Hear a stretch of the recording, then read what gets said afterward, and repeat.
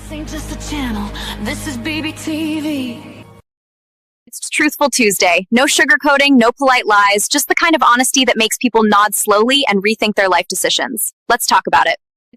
A boss be rising, BBTV's igniting, turn the volume up, yeah, the whole world's invited. From the gravel road to the neon dream, she built an empire out of broken wings. Boss be rising, sky ain't even the ceiling when she hits go live, everybody feels it.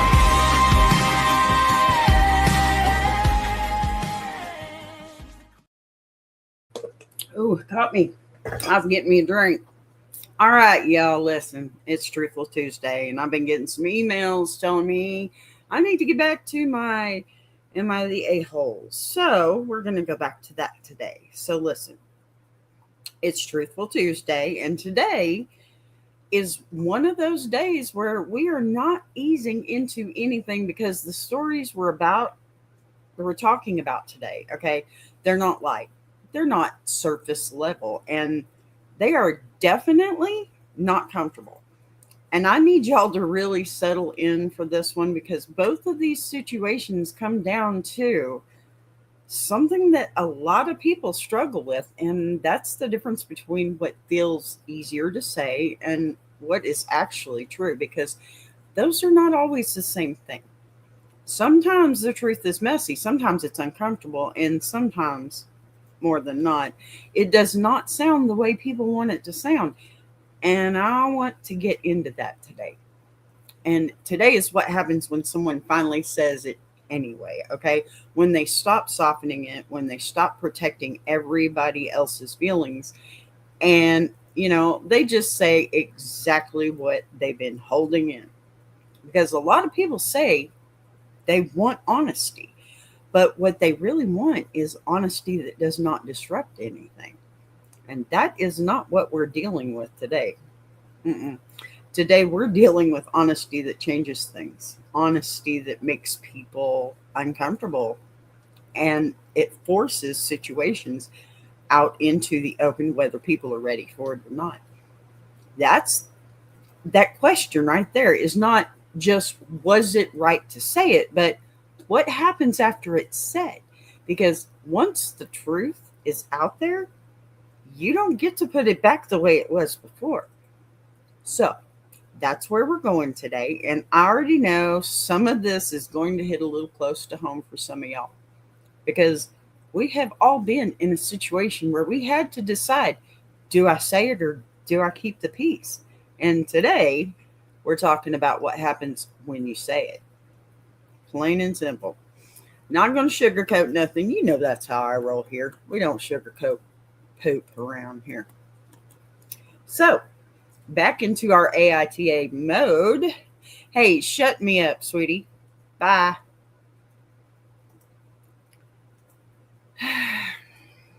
Now then that we got rid of the trash today, listen here. I'm going to scoot on over and we're going to get into this.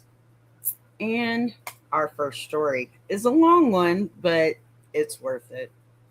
So, am I the a-hole for not making the truth sound nicer in family therapy and standing by what I said? So, my mom passed away when I was 17 male. When I was 4. Now 17 male, pardon me. My dad sent me to live with his parents immediately after. He said couldn't cope without mom and wanted me to have a stable life. I still saw him and stuff, but he wasn't raising me. That was left to my grandparents. They encouraged him to see me as much as he could, and he tried to swing by at least once a week, but that didn't always happen. It was really awkward, and I remember being kind of sad about it for a year or more. Then it just became my new normal. When I was 8, my dad announced he was moving and wasn't sure when he'd come back. I didn't see him for more than 2 years, and when he moved back, he wanted me back. Oh, goodness. I was 10 by then. He was a stranger to me then, too, so I didn't want to live with him, and my grandparents didn't want me to be taken back like that. Dad told them it was fine, and he met someone and we'd all move in together in a few months. They said it wasn't even more, pardon me, they said it was even more of a reason for me to stay because I wouldn't adjust well to random people coming in and living with me. He said, they're not random. I said, or I was about to have a new mom and brother. They wanted to know if he had a kid with someone, and he said no. His fiance had a kid already, but he was going to raise him as his own. Hmm. Already a mess, I see. Goodness. So my dad started a court battle with my grandparents when his wife moved to town to live with him. But they weren't married at the time. Dad said he'd been patient, but he didn't like that they were keeping me from him. I told him I didn't want to live with him, but he ignored me and when I said it. And after months of fighting in court and me taking or talking to people from the court, my dad won. Mm. It took almost a year, though, and I was almost 12 by then, but I was forced to live with him and his wife and her son and their baby they'd just had. My dad was acting like I had never lived apart from him, and his wife acted like she was my mom. She'd tell me what to do. You need to play more sports, spend less time with these friends because I don't like them, spend time with your brother, and expect me to help out around the house and help her specifically. She said it was good for us to make up for all the time that was lost. So I'd have to sit with her while she cooked and stuff, and she'd give me consequences for having an attitude about it. And whenever I told her she wasn't my mom, she would give even more consequences. I had stopped calling my dad years before he took custody of me back, and that was something he tried to change when I moved in with them. He'd tell me I had a mom and a dad and a brother and a sister, and using names and not acknowledging the family relationships were wrong. I told him they weren't really my family, and he spent time telling me why they were and why I needed to be more open minded about it. Oh my goodness, what a mess. Really. I never called him dad again. And I'm only doing it here for the sake of the post. I never called his wife mom or the kids my siblings. I never wanted to be a part of their family, and it started to impact my grades. My grandparents used that and some other stuff when I was 15 to fight for custody again. They were denied originally, but then it became a bigger fight. I had to speak to a therapist, someone from the court system, a GAL, and a children's advocate person, not the GAL, but someone else. And after a lot of discussing what was the best thing for me and figuring out other stuff, as well as me studying up on how to speak more maturely so I could get a judge to listen to me, the judge let me go back to my grandparents, but ordered that I take part in family therapy with my dad until I turn 18. Seems smart enough to me. That was almost a year ago, and I was 16 when that happened. I don't really take the therapy sessions seriously, and I take them less serious after Dad went back to court to ask for his wife to be included in the sessions, which the judge allowed. Oh, gosh. Okay, so now I have to see both of them once a week for an hour. I don't say anything in therapy usually. I don't like the therapist, and I have my own, so I don't need them for anything. But a few weeks ago, I did speak up because the therapist told me everyone needed to be honest at least once, and that I might as well say whatever it was that goes through my head. Oh, and it's going to get messier, watch. So I stopped wanting him back and wanting to live with him when I was about 6 or 7, and that I stopped wanting to be a part of his family again. I said he wasn't a good dad, and just because he tried, but only when his wife came into his life, it didn't mean I was okay with that. And I said the whole thing of having a new mom and brother was wrong because my mom died and some strange pushy lady he met somewhere wasn't going to take her place just because she wanted some perfect family image. Sounds like a very smart 17-year-old, if you ask me. I said they tore me away from my home and the parents who raised me so they could play at being good people. I said a stranger told me who I could and couldn't be friends with and what kinds of hobbies I should have. I said I was punished for saying she wasn't my mom when she wasn't. I wasn't, or I said that they had brought up their kids hurting and missing me. And I said it was their fault because dad ignored me when I said I didn't want to live with them. I also said I wasn't ever going to want a relationship with their kids because to me, blood doesn't make us siblings, it makes us related. And the same with one being raised by my dad. It makes us sort of related, but not family, not siblings. And the more they keep expecting that to change, the more they hurt their kids. This sounds like a very, very smart young man to me. Goodness. My dad really didn't see what I said coming. His wife didn't look surprised, but more offended that I basically said she was nothing but a stranger to me when she was trying to play mommy. I got shit from them and the therapist for not making the truth kinder. The therapist said I can clearly speak with maturity in court, so being nicer about the truth would have been far better. No. After that, I stopped speaking again, but it has come up since then. Am I the a-hole? Wow. Right? I mean, what a disaster here. Look.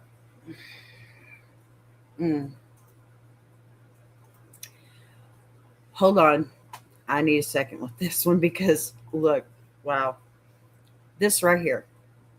This is not petty. It's not small. This is not, oh, you could have said it nicer. This is years and years of stuff stacked on top of each other, finally coming out in one place. And I already know how this is going to go because anytime somebody tells the truth out loud and it don't sound pretty, everybody suddenly has an issue with the delivery instead of the content. That's why that's what this feels like to me. Pardon me. Because let's be real for a second, okay? You don't get to walk out of a child's life. Decide when you're ready to come back. Bring a whole new family into the picture and then expect that child to just fall in line like nothing ever happened. That's not how people work. That's definitely not how children work. And that's what you should not be teaching your child. Okay? That's not how kids work. That's not how trust works. And the part that really got me is the idea that because he tried later, that should somehow erase everything that came before. Baby, no. Effort does not cancel out absence. Trying later does not undo what somebody experienced when you weren't there. I need people to really sit with that because that's where a lot of this disconnect is coming from. And then we got to talk about this whole new mom situation because listen, I don't give a flip how good your intentions are. I don't care how much you think you're stepping into a role. You cannot force a relationship like that. You're not just automatically mom on just because it's on paper. You cannot walk into somebody's life, especially a child who has lost their mom. Not just she left, she passed away. He lost his mother, and then you turn around and you decide, okay, I'm going to be mom now. No, honey, no. Very presumptuous, I would think. That's not your pace or your place to decide. That's something that either grows naturally over time or it doesn't happen at all. And when you try to force it, when you start giving consequences, because a child won't call you mom, when you start telling them who they can be friends with and what they should like, now it's not about connection anymore. It's about control. And kids feel that. Kids are a lot smarter than we give them credit for. Let me tell you, I've had 3. They might not have the words for it at first, but they feel it, okay? And what I'm hearing in this is a kid who felt controlled, not understood at all.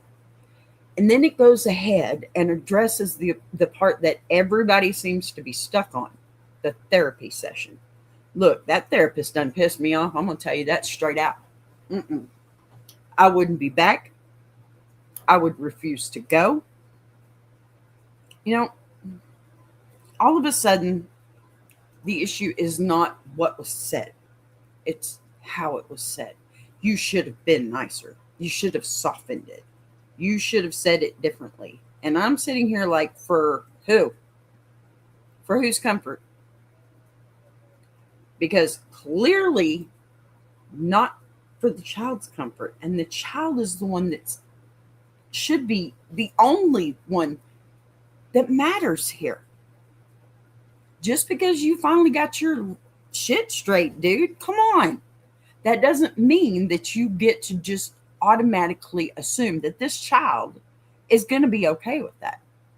Because he's the one that's been sitting in this for years. He's the one that had to adjust his life over and over again based on decisions he didn't get to make.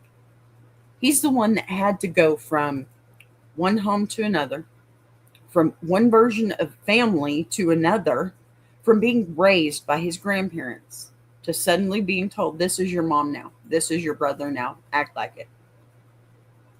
Listen, from somebody who was partially raised by her grandparents, that's not how this works. It's just not. And I have 5 other siblings whom I love dearly. Okay, we had the opportunity to connect. We're not like this, but we like to see each other's faces every now and then, and that's a good place for me. I'm good with that. I'm perfectly fine with that. But if my father expected me to go over there and act like the big sister that I am, because I am the oldest, and I was supposed to take responsibility for all of this stuff, I can tell you right now, I don't think that I could, because we're just not that close. And quite frankly, I would be thinking that my siblings are probably going to not like me anymore. And that's not a good place to be, right? Can you imagine what this child's siblings? You're the oldest, okay? That's a difference in people's lives. Let me tell you, when you're the oldest of siblings. And I am the oldest of 6. Yeah. So that would be a lot for me to have to take over. But look, now that he finally says how he actually feels, now we want to talk about tone? No, we're not doing that, because let me tell you something, okay? Honesty is not always gentle. Sometimes honesty sounds exactly like what it is, and that's the truth. And that's what he said. He gave the truth. They didn't like it, and that's the only reason why they wanted him to be nicer about it. It was the truth. Nobody likes to hear the truth when they think they're the one that's right, and they're not. Look, truth, especially when it's been held in for a long time, is not going to come out polished and soft and easier to hear. It's going to come out real. It's going to come out raw. It's going to come out in a way that it makes people uncomfortable. And that discomfort, that's not his responsibility to fix. That belongs to the people who created this situation in the first place. His father, plain and simple. And I mean, for her to think she could just walk in and be mom, I'm sorry. If I were dating somebody, because they weren't married yet, if I were dating somebody that had a child already, okay, my first thought would be, hey, does this child like me? And if not, this is probably the best place to start, because this man is thinking, in a perfect world, of course, this man is thinking, my child has to like you or it's a no go. That's deal breaker, because the child comes first. It don't matter how old they are, who their mama was, how their mama's gone. It don't matter. It's about the child. And I think that that's the part that people don't like to hear, okay? Because it's easier to say you should have said it nicer than to say maybe we didn't handle this the way we should have. And I'm not even saying that this dad didn't try to at some point, okay? You got to give him a little bit of credit for coming back. Most don't. Although with his attitude, the kid might be better off if he don't. Sorry, my opinion, and I'm not a professional, so don't even try. But that is my opinion, and we're allowed to have those here. I'm not saying that the wife didn't think she was doing something good, okay? I'm not going to leave it on her either. But intention does not erase impact. You can mean well and still do damage. You can try and still hurt somebody.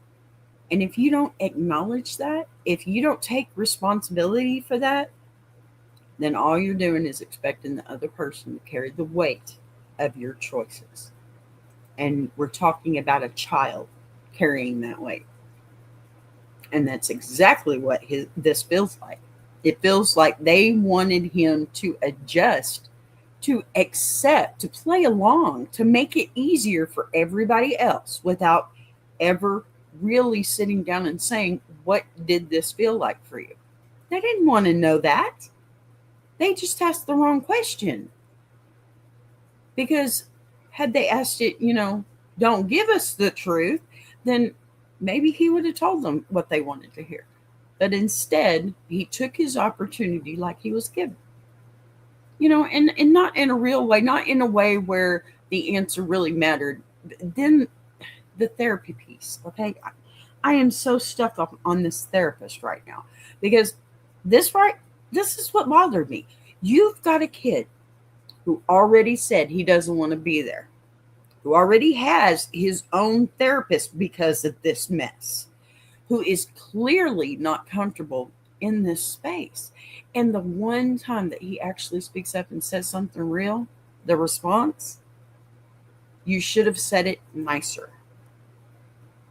That is the fastest way to make somebody shut down again. And he did, didn't he?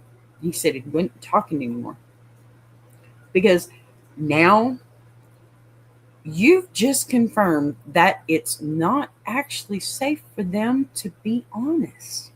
It's only safe for them to be honest in a way that makes everybody else feel better, right?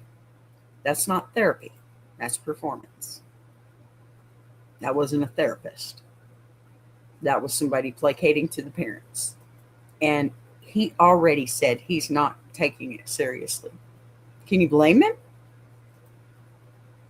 I want to say this part very clearly, because this is where people might get a little uncomfortable. He is not wrong for how he feels.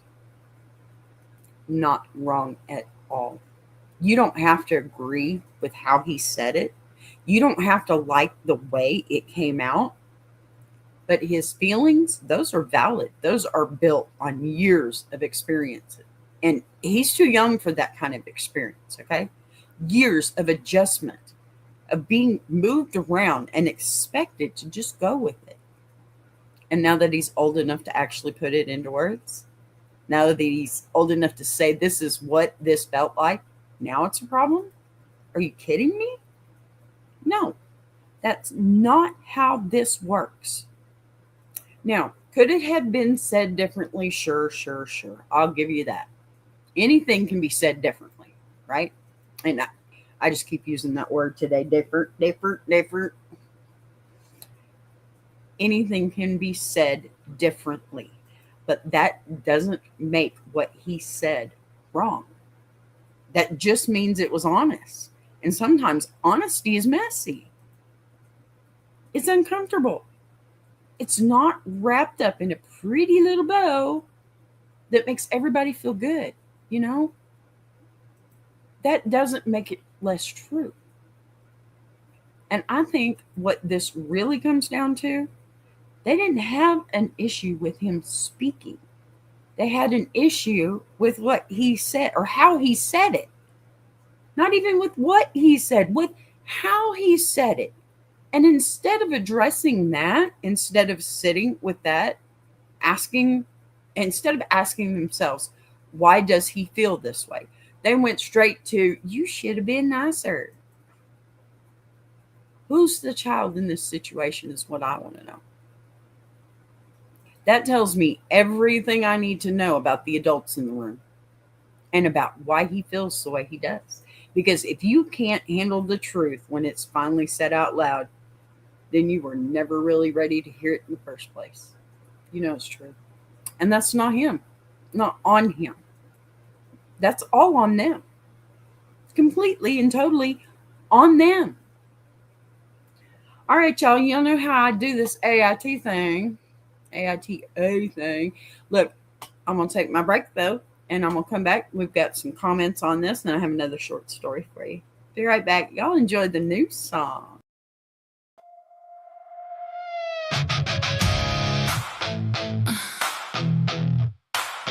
Boss B. Yeah. Press go!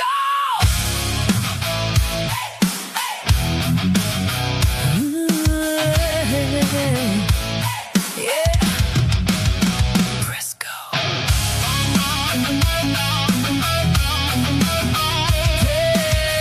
Yeah. I don't warm up, I just hit go. These moves I don't even know. Still ain't solid, still stay loud. Turn one stream into a whole damn crowd. Didn't come clean, didn't come neat. Built this thing while missing sleep. If it breaks, I build it fast. I don't sit, I move right past. I ain't waiting for the green light glow. Whole thing moving before I say go. If it shakes, let it shake. I adjust on sight. Turn one wrong move into something right.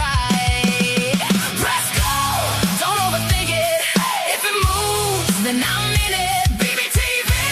Yeah, we run it, didn't plan it, still done it. Press go, no pause, no edit. If I start, I don't dead it. Not rising, I've been did it. Now I move like I'm in it. Press go. Now I move like I'm in it. I don't chase what I already made. Too much just to be afraid. Some days loud, some days low. Still everything I touch gon' grow. Laugh through chaos, talk through noise. Turn real life into my choice. If it flicks, I flip it twice. I don't roll, I control the dice. Ain't no clean take, ain't no reset. Everything live, I ain't done it yet. If it hits wrong, I rewrite fast. Future moving, I don't live in past.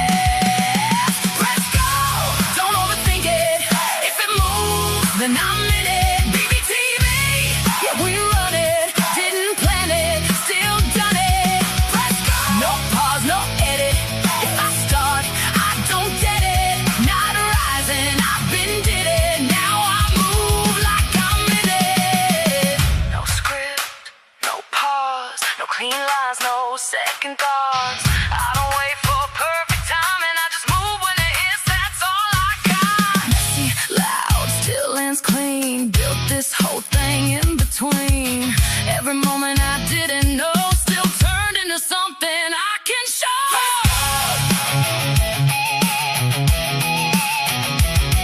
Press go. Press go. Don't overthink it. If it moves, then I'm in it. BBTV. Yeah, we run it. Didn't plan it. Still done it.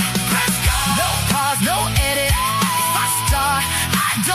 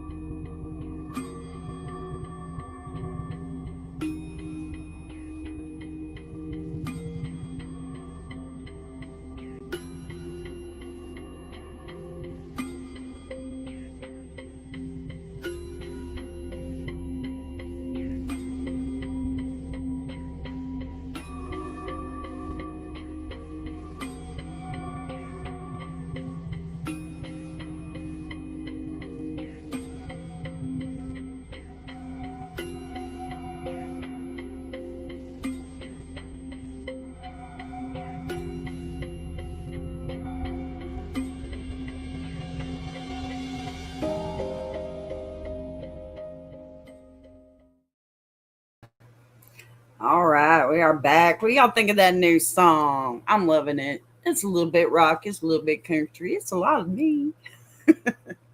All right, let's get back into it because we got some comments on this because this stuff was a mess. And believe me, I needed that break just to cool off. All righty, back to it. Here we go. Now, first comment. They stole you from your family and then punished you for telling the truth. Maybe they're the ones that should have been nice, not the a-hole. And we have an OP response. OP is original poster. My dad still argues they kept me from him too, even though he was the one who gave me to his parents to raise. He's the one who left town and didn't see me in 2 years. He made those choices, but he blames my grandparents instead of looking at how he forked up. Yes, I said forked. No, that's not what it says, but that's the word I use here.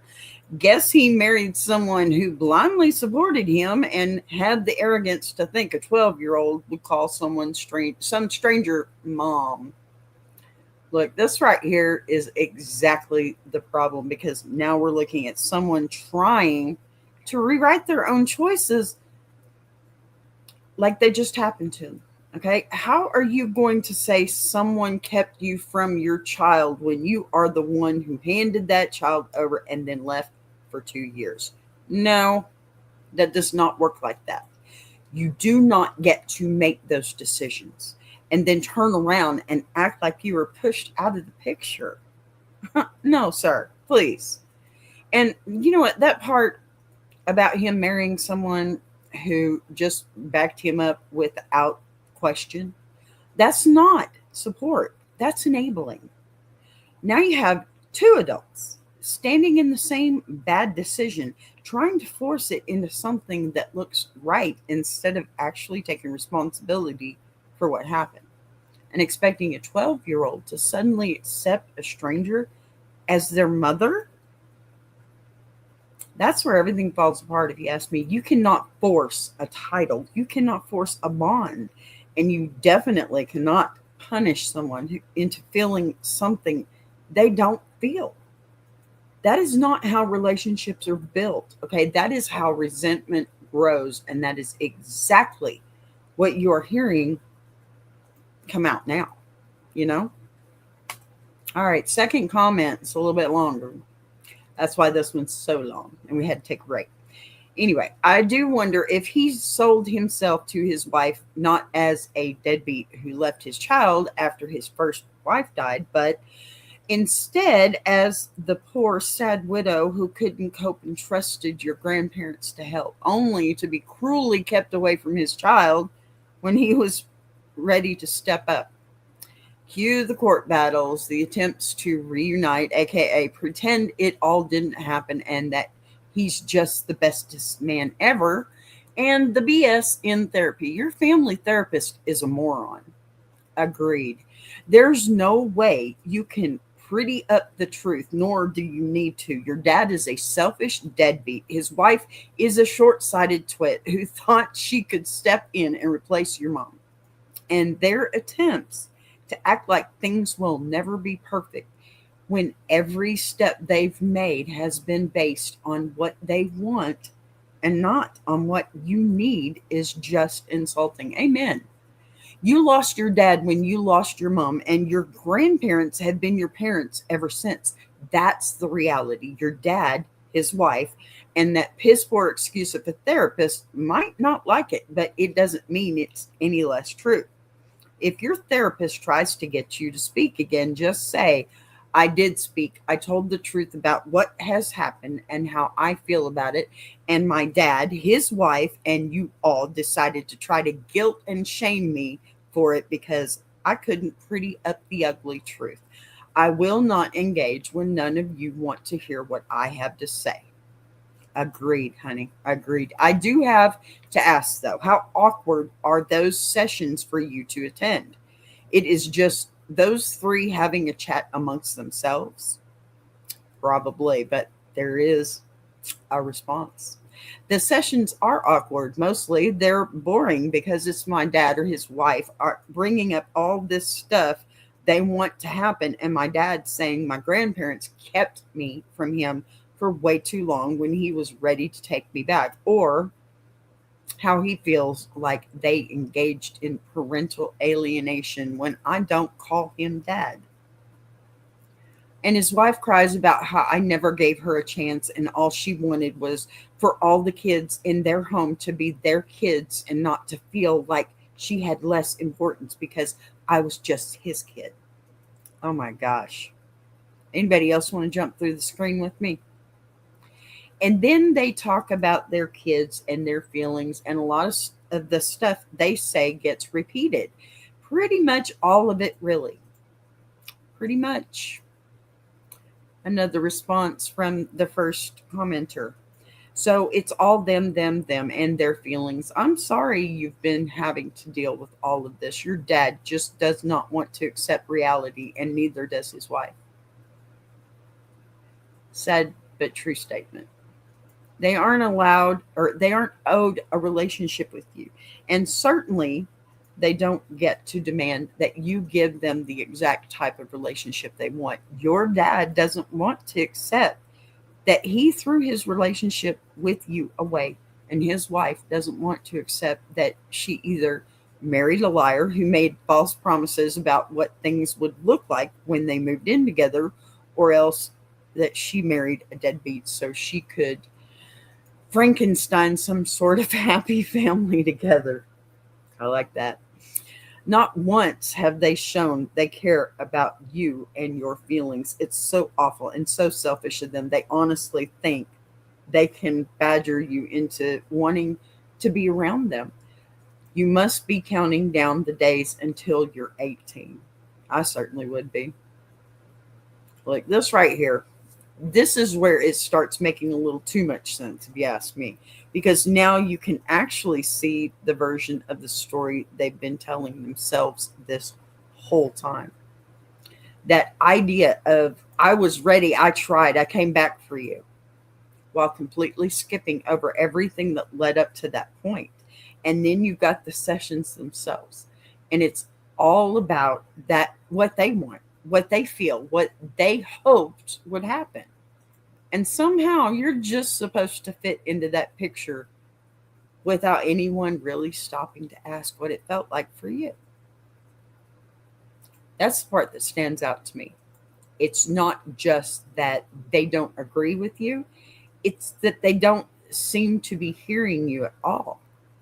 Because if every conversation keeps circling back to them, their intentions, their feelings, their versions of events, then of course nothing is going to change. You can't build a relationship around one side's expectations and ignore the other side's reality, okay? And that's why it keeps feeling the same, because it is the same, just repeated over and over again. Third comment. Not the a-hole. The therapist told you to speak your truth. They can't now say you should have said it nicer. I'd have pointed out it wouldn't have been your truth if it was nicer. There's a good point. That all these sessions, your so-called parents didn't care about being nicer in that what they said to me, that it's clear he's a crappy therapist who takes sides instead of being impartial, is dictated in the fact that he let them harass you. Or, sorry, the spellings are a little wrong and off here. And the fact he let them harass you for being honest is one of the big no's in regulations for therapists. True. Please speak to your own therapist. You said you had one, and ask them to help you make an official complaint about the therapist holding the mandated sessions. Very good advice. I like that one. Okay. That he told you to speak your truth and then let them bully you for it, and he joined in. That it's clear they are not impartial, and you no longer feel safe going back to those sessions again. I totally agree with this. Amen to that. Get your therapist to write to the judge about what's been happening and how the sessions are being used purely to bully you. That for your health, you will no longer continue with them as it's detrimental for you whilst it's that therapist. That therapist should be investigated and disciplined, but all this has done is make more damage and a bigger wedge between you and your dad and his wife. That's true. That is so true and so terrible. You thought you were making it better and you didn't because you couldn't get off your high horse, Dad. Sorry, sweet tea in Texas. Okay. That none of this is healthy anymore and needs to be readdressed. Amen. Agreed. And the OP responded, thankfully. I brought it up to my therapist and they asked about a complaint, but I'm not wanting another court fight. I can understand that. I lived through enough of them and I know that might make me shitty because others could have to deal with it. But I just want to keep my head down and make it through the next few months until I can stop going.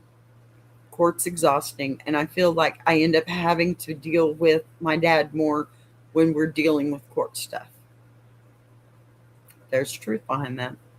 Plus, the judge really made us fight to change custody the last time, and I don't want to fork that up. All right, but you're 17. Watch your mouth. Sorry. The whole be nicer thing is funny to me because why tell me to be honest if you want me to be nice about it? Sometimes the truth can't be said in a nice way. Very smart young man, though. You're allowed that one F-bomb, okay? Look, this right here is where you can hear just how tired he is because this is not somebody who does not know what the right move might be. Okay, this is somebody who has already been through enough to know what it costs.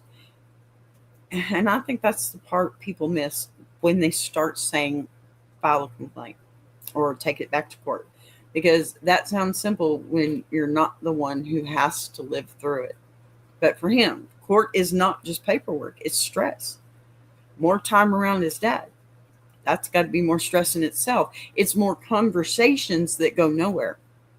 Like more of the same cycle he is already trying to get through. And I don't blame him one bit for saying, I'm not putting myself back in that just to prove a point. You can't blame him for that, right? That is not weakness. That is survival. And that line he said about the truth not always being nice, that is exactly it. And at 17, knowing that, he's a little well beyond his years there. You can't ask someone to be honest and then turn around and punish them for how that honesty sounds or it lands. You know, because I don't think he said anything wrong. And they didn't want him to be honest. They wanted him to perform and they wanted to hear what they wanted to hear. That was it. And he is not interested in performing for them anymore. He's trying to make it through the next few months with his peace intact. And honestly, that's probably the most mature decision in this entire situation. Yeah, I think so. All right, I have one more small little story here.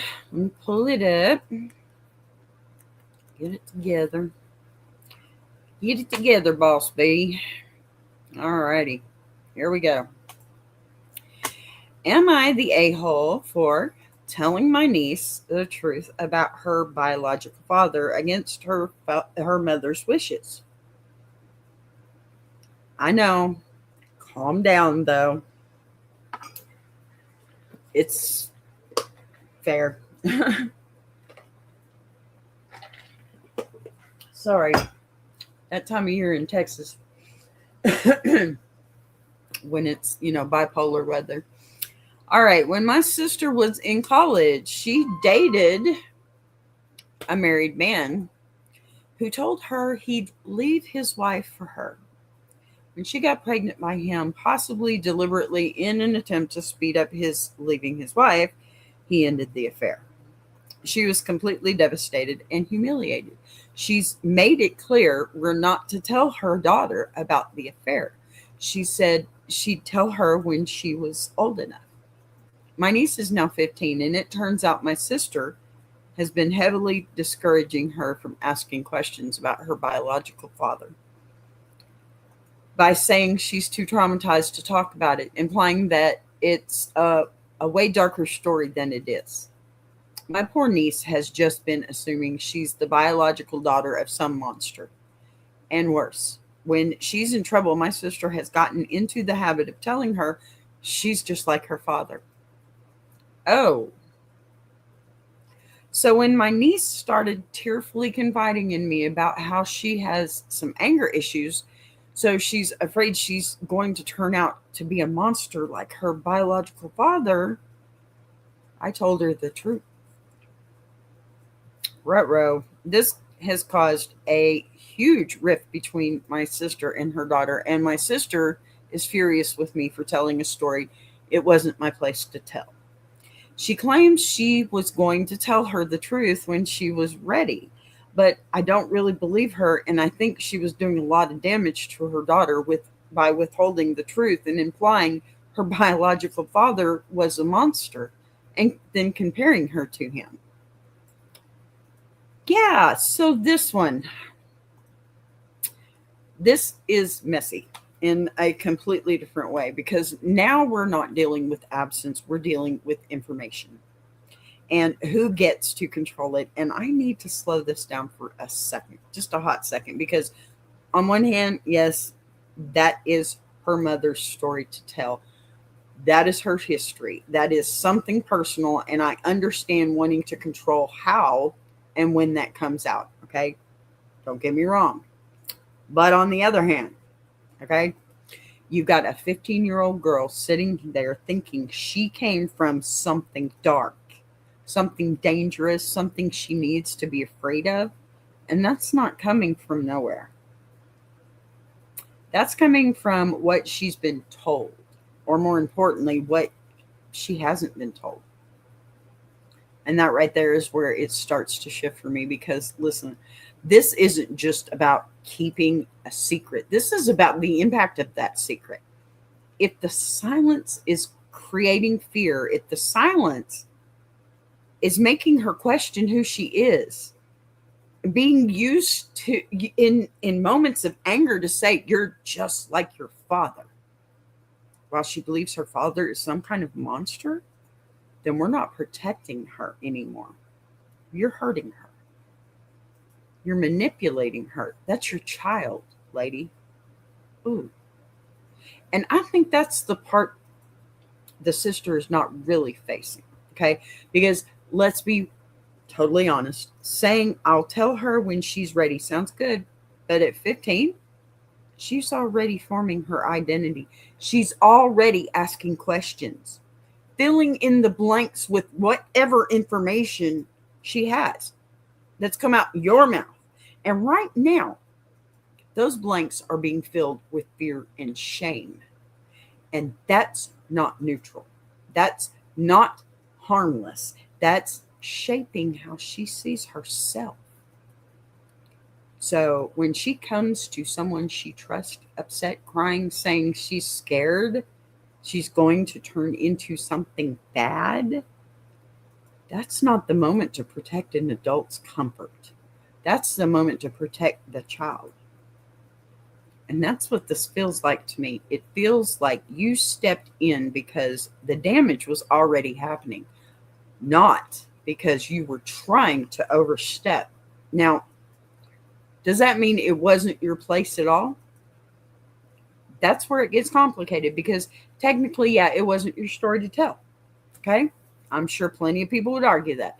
But sometimes doing the right thing in a technical sense still leaves someone hurting, right? And sometimes stepping outside of that line is what actually helps. And I think that's what you did here. You know, you didn't, oh gosh, you didn't go out of your way to expose anything. You didn't sit in her down and decide, today I'm telling her everything. You responded to a moment where she was clearly struggling with something that was built on a misunderstanding, and you corrected that. You gave her truth instead of fear. And the real issue here isn't even that you told her. It's that now the truth has disrupted a narrative your sister was holding on to, the manipulation that she was capable of in that moment. Because once that version of the story is gone, once her daughter understands what actually happened, now your sister has to face not just the past, but how she handled it. That's uncomfortable. That's where the anger is coming from. Not just that you spoke, but that what you said changed something she was controlling. At the end of the day, this comes down to impact versus ownership. And yes, it was her story, but the impact of how she handled that story was landing on her daughter in a way that was not healthy. And you chose to protect that kid in that moment. That doesn't make you malicious. That doesn't make you wrong. That makes you someone who saw what was happening and stepped in when it mattered. And honestly, sometimes that's exactly what needs to happen, even when it makes things messy after. And let me just tell you, thank you for your service. You're my next hero. Seriously. Because I ain't even going to play. I'd have stepped right up into that and I'd have said, no, you ain't. No. Are you kidding me? Don't be a trash mother, okay? Just don't be a trash mother. That child deserves way better than what you're handing over. Whoo, okay. I didn't pull any comments off of that one because, that first one was a long one. So before we close out, I just want to bring this back to something real simple, because both of these stories, even though they look different on the surface, are really about the same thing. They are about what happens when the truth finally shows up in a space that has been built around something else. Once that happens, everything shifts. People get uncomfortable.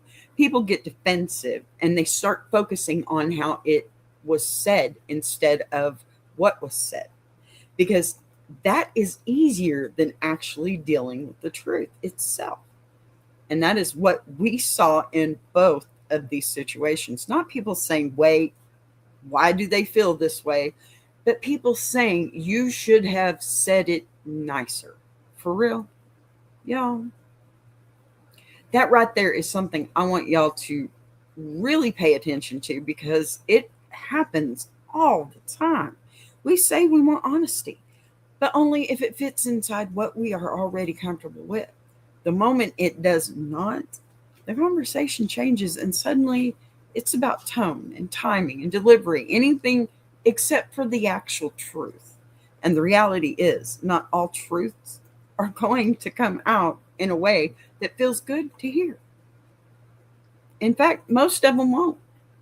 Some of them are going to sound exactly like what they are, and that does not make them wrong. That just makes them real. And I think what both of these situations show is that when you ignore that long enough, when you avoid it, you build around it instead of addressing it, it does not go away. It just builds until it comes out all at once. And when it does, look, it is not going to be neat. It is not going to be easy. And it is definitely not going to be comfortable. But that does not mean it should not have been said. So as you go about your day, as you move through your own situations, I want you to think about that.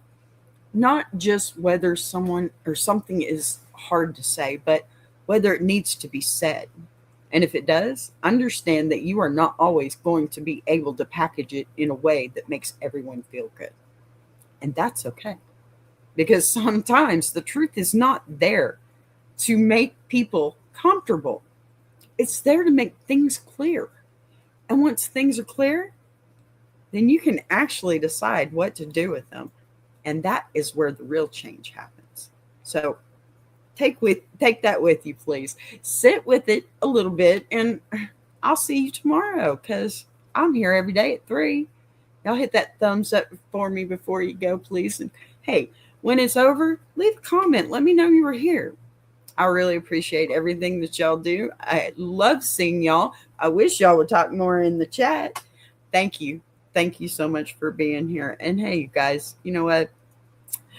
I will buzz you later. But first, go see my friends at Tuber Chat. I want to take a minute to shout out Tuber Chat.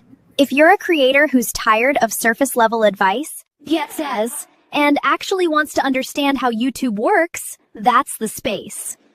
It's real conversations with real creators who are in the trenches building channels, testing ideas. No posturing, no gatekeeping, no fake guru energy, just people sharing what's working, what isn't, and why. If you're serious about growing, learning, and not doing this alone, check out Tuber Chat. The link is in the description. If you're enjoying this show, subscribing is the easiest way to support what's being built here on BBTV. You'll see the join button right next to subscribe. No pressure, no expectations, just an option for people who want to support the channel in a real way. We're live every day at 3 p.m. Central now. And don't worry, we didn't change the heat, just the clock. And if you've got a story you want to share, send it in. Anonymous is always fine. A boss be rising.